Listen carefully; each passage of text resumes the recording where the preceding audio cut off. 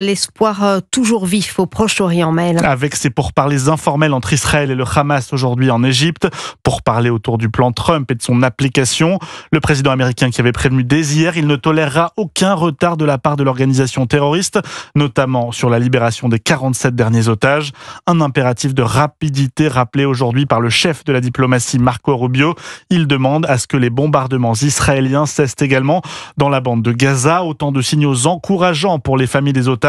Des familles que vous avez rencontrées, Antoine Bienvaux. Vous êtes en direct de Tel Aviv où a eu lieu ce dimanche un hommage dédié aux victimes du festival Nova. Oui, c'est une fois encore un instant de mémoire très solennel et grave qui prend place devant moi à Tel Aviv, dans cette salle obscure où le nom de toutes les victimes qui se trouvaient au Festival Nova le 7 octobre sont affichés sur un écran géant. Dans la foule, beaucoup de familles de ces victimes évidemment, mais aussi des survivants.